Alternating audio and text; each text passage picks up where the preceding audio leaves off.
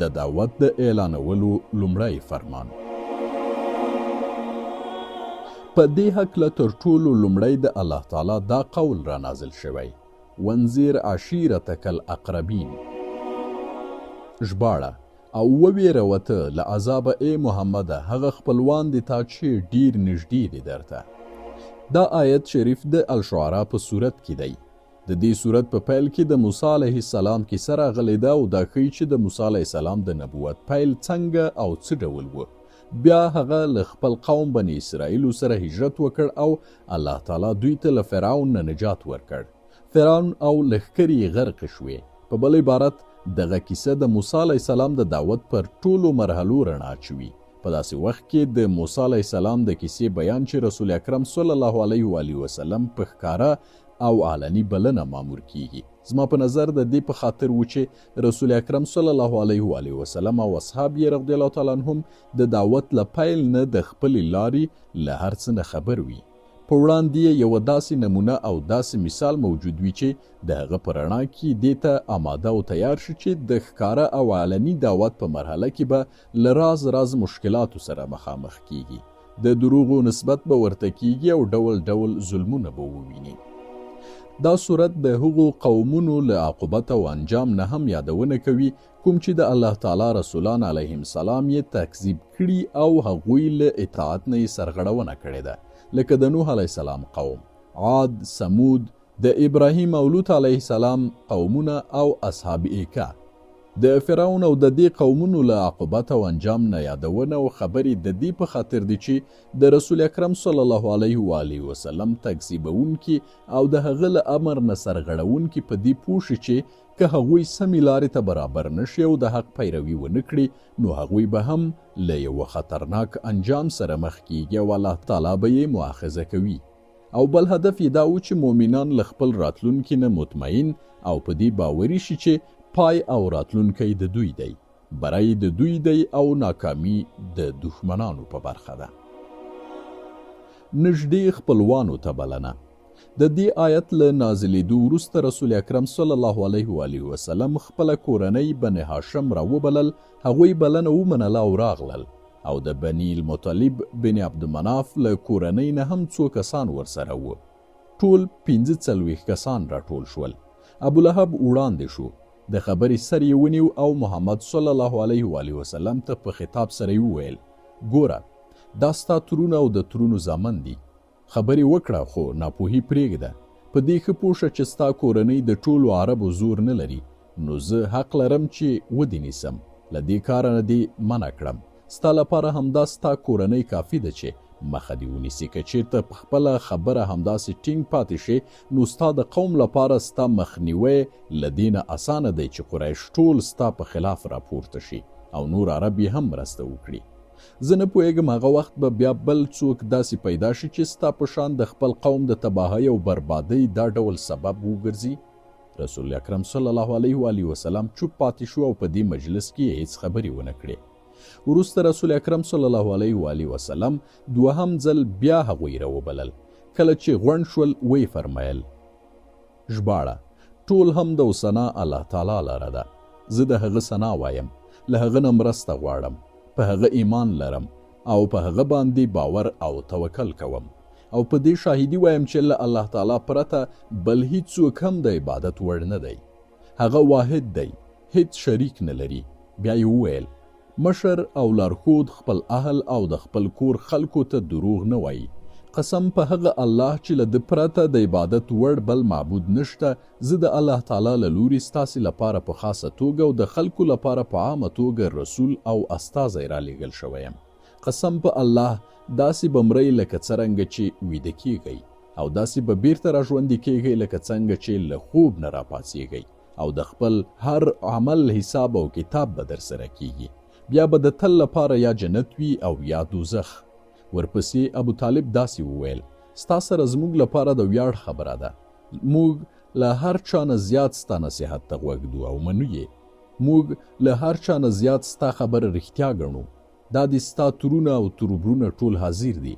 زه هم د دوی یو غړی یم، خو زه ستا د خوښۍ او هدف د تکمیل په لار کې له دوی نه وړاندې یم. په پوره ډاډ او اطمینان سره مخ په وړاندې درومه. خپله دنده په ښه توګه ادا کړه. قسم په الله تل به دې خواته ولاړ وم او ملاتړ به دې کوم، خو طبیعت او نفس مې د دې اجازه نه راکوي چې د عبدالمطلب دین پرېږدم. دلته ابولهب وویل والله چې دا ډیره بده ده. مخکې له دې نه چې نور خلک یې له دې کار نه منع کړي، باید تاسو یې لاس ونیسئ او له دې لارې نه یې راواړوئ. ابوطالب په ځواب کې ورته وویل قسم په الله تر څو ژوندي یو دفاع به ورنه کوو. د صفا پر غونډۍ کله چې رسول اکرم صلی الله علیه و آله وسلم له دې نه ډاډه شو چې نور به ابوطالب د دعوت په لاره کې له ده نه دفاع او ملاتړ کوي، نو یوه ورځ د صفا غونډۍ ته وخوت او په لوړ اواز یې وفرمایل ای سهاره. د دې غږ په اورېدو سره د قریشو خلک راټول شول او رسول اکرم صلی الله علیه و آله وسلم توحید پر رسالت او آخرت باندې ایمان ته راوبلل. بخاری شریف د دې کیسې یوه برخه له ابن عباس رضی الله تعالی عنهما نه روایت کوي او وایي ژباړه، یعنی کله چې د وانذر عشیرتک الاقربین آیت را نازل شو، رسول اکرم صلی الله علیه و آله وسلم د صفا غونډۍ ته وخوت او د قریشو کورنۍ ته یې جدا جدا غږ وکړ ای بني فهر، ای بني عدا، تر څو ټول قریش راغونډ شول. ابولهب هم راغی. نو رسول اکرم صلی الله علیه و آله وسلم وفرمایل که درته ووایم چې په دې دره یا خوړ کې یوه ډله شهسواران دي غواړي حمله در باندې وکړي، نو آیا تاسې به زما هغه خبره ومنئ؟ دوی وویل هو، موږ له تا نه همیشه رښتیا اورېدلي دي. بیا یې ورته وفرمایل زه تاسې ته له یوه سخت عذاب نه د خبر ورکونې په حیث راغلی یم. په دې وخت کې ابولهب وویل ټول ورځ هلاک اوسې، همدا نن هلاک شي. آیا د همدې لپاره دې راټول کړي وو؟ نو په دې پسې تبت یدا ابي لهب وتب، هلاک دې شي دواړه لاسونه د ابي لهب او په خپله دې هم هلاک شي. دا صورت را نازل شو. مسلم شریف له ابو هریره رضی الله تعالی عنه نه په روایت سره د دې کیسې بل اړخ را نقلوي. وایي کله چې وانذر عشیرتک الاقربین آیت را نازل شو، رسول الله صلی الله علیه و آله وسلم आवाज وکړ. دا आवाज عام هم و او خاص هم. وی فرمایل ای قریشو، ځانونه له جهنم نه وساتئ.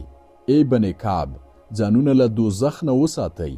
ای د محمد صلی الله علیه و آله وسلم لورې فاطمه رضی الله تعالی عنها، ځان له اور نه وساته، ځکه قسم په خدای چې زه د الله تعالی له مؤاخذې او ګرفت نه ستاسې د خلاصون په لاره کې هیڅ واک او اختیار نه لرم، خو دا ده چې ستاسې سره د نسب او قرابت اړیکې لرم او کوښښ کوم چې حق یې ادا کړم، ټینګي او برقرار یې وساتم. دا بلنه پوره او بشپړ اعلان او تبلیغ و. رسول اکرم صلی الله علیه و آله وسلم خپلو خپلوانو ته دا وښوده چې نور د اړیکو ټینګښت په دې رسالت باندې تر ایمان راوړلو پورې اړه لري او د الله تعالی له لوري د دې اعلان او انذار له نازلېدو وروسته د عربو باطل قومیت او قومي تعصب له منځه تللی دی. د حق اعلان او د مشرکینو عکس العمل. د دې اوازه وانګازي د مکې په شاوخوا کې لا اوریدل کېدلې چې د الله تعالی یو بل امر را نازل شو او هغه داسې و. ترجمه: نو ښکاره او په جهر کړه ای محمده هغه چې ته مامور یې پرې او مخ واړوله مشرکانو څخه او مه کوه هیڅ التفات او پروا د دوی ویلو ته. نو رسول الله صلی الله علیه و آله وسلم هم پیل وکړ د شرک او خرافاتو له مخ نه پردې اوچتوي، ضررونه یې په ګوته کوي، د بوتانو اصلي څیره خلکو ته ښیي او د مثالونو په رڼا کې د دې باطلو معبودانو کمزوري او ناتواني په ګوته کوي او دا اعلانوي هر څوک چې د بوتانو عبادت کوي یا بوتان د ځان او الله تعالی ترمنځ وسیله ګرځوي، هغوی ټول ګمراهان او بیلاري دي. کله چې د مکې خلکو واوریدل چې رسول الله صلی الله علیه و آله وسلم په بوتانو پسې خبرې کوي او په ډاګه سره وایي چې مشرکان او د بوتانو عبادت کوونکي ټول ګمراهان او په باطله روان دي، نو دا د حق اواز لکه تندر داسې ورباندې لګیږي، اور ورباندې بلیږي. ویره یې اخلي چې هسې نه دا عظیم انقلاب د هغوی ټول عادات او عنعنات ختم نه کړي. نو همدا و چې د دې برحق انقلاب په وړاندې ودرېدل او د دښمنۍ لاره یې ورسره ونیوه. مشرکان ځکه د دې لوی بدلون او عظیم انقلاب په وړاندې ودرېدل چې په دې پوهېدل چې له یوه الله تعالی نه پرته له بل هر چا نه د الوهیت نفي او په رسالت او آخرت باندې ایمان دا معنا لري چې انسان باید دې دین ته په کامله توګه مطیع او فرمانبردار وي او دې رسالت ته داسې تسلیم شي چې بیا د ځان او مال سودا او خبره ورسره نه وي، هر څه یې الله تعالی ته سپارلي وي. څرګنده ده چې په دې صورت کې خو بیا د مشرکینو هغه باطله مشري او واکداري له منځه تلله او بیا یې نشو کولی چې خلکو ته د دین په نامه بازۍ ورکړي، وی غولوي او دا ممکنه وه چې نور یې هم پر مظلومانو باندې خپلو ظلمونو ته ادامه ورکړې وای. هو، هغوی د ایمان په رښتینې معنا پوه ځکه یې زړه نشو ورته ټینګولی. هغوی خپله ګمراهي او باطله مشري نشوای پرېښودلی، نو ځکه یې د رسالت له قبلولو نه انکار کاوه. هغوی په دې ټولو ښه پوه وو، خو حیران وو چې د محمد صلی الله علیه و آله وسلم په شان صادق، امین، کریم، عزیز او د داسې عظیم شخصیت درلودونکي چې په اوچتو اخلاقو او سپېڅلتیا کې په ډیرو پیړیو کې مثال نه دی لیدل شوی، په وړاندې څه وکړي او کومه لار ورسره ونیسي. له سلا او مشورو، غور او فکر وروسته دې فیصلې ته ورسېدل چې د رسول اکرم صلی الله علیه و آله وسلم تره ابو طالب ته ورشي او سوال ورنه وکړي چې خپل وراره له دې کار نه واړوي. زیار یې یوس چې خپله دا غوښتنه جدي او کلکه وښیي.